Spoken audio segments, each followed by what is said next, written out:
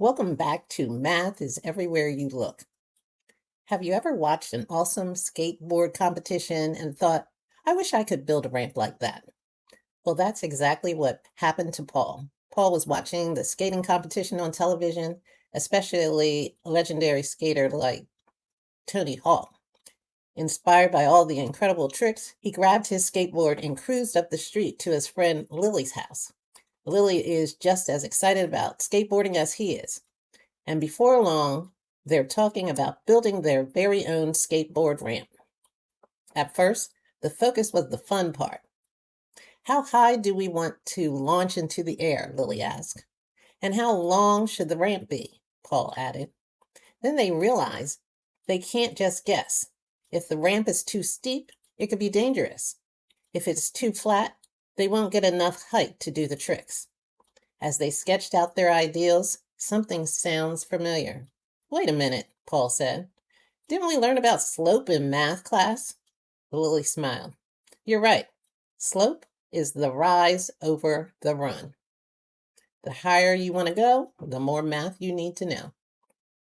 They decided that they want the top of the ramp to be 4 feet high.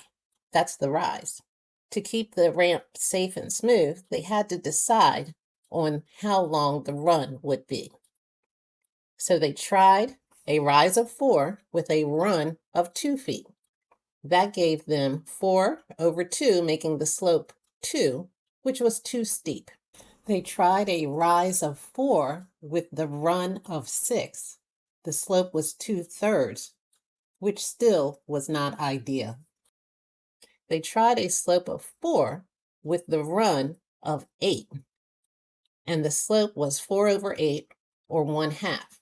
This looked a lot better. Suddenly, they realized they were using math without even trying. But how long does the actual ramp board need to be? Paul wondered.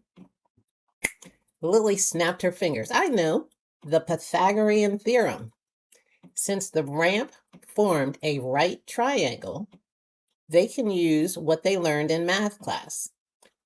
Rise squared plus run squared would equal the hypotenuse. So the rise would be the height of the ramp, and the run is the distance along the ground. The hypotenuse is the actual wooden board they'd ride on. They plugged in their measurements into the Pythagorean theorem. 4 squared is 16. 8 squared is 64. So they had c squared equal to 80.